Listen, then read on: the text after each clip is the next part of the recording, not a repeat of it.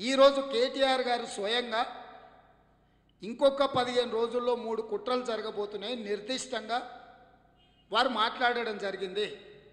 అంటే కేటీఆర్ దగ్గర ఏదో సమాచారం ఉన్నది. ఒక మంత్రి గారు దాడులు జరుగుతాయి, కుట్ర జరుగుతుందని ప్రకటించినప్పుడు ఎన్నికల అధికారులు ఎందుకు సుమోటోగా కేటీఆర్ ప్రకటన తీసుకొని విచారణకు ఆదేశించడం లేదు?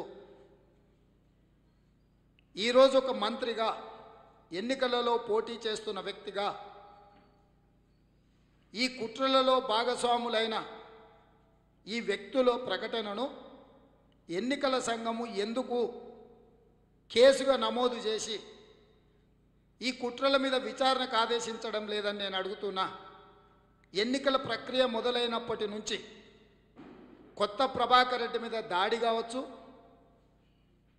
మేడిగడ్డ బ్యారేజ్ కుంగిపోయినప్పుడు అసాంఘిక శక్తులు బాంబులు పెట్టి పేల్చిండ్రు, దాంతో ప్రాజెక్టు పేలిపోయిందని పోలీస్ స్టేషన్లో ఫిర్యాదు చేసి దీని వెనకాల కూడా కుట్రుందని ప్రభుత్వాలు ప్రకటనలు చేసి ఆ తర్వాత సాంకేతిక నిపుణులు వచ్చి తెలంగాణ రాష్ట్రానికి సంబంధించిన అధికారులు బ్యారేజ్ కింద ఇసుక కదిలింది, బ్యారేజ్ కుంగింది అని చెప్పి ఆ అధికారులు చెప్పారు.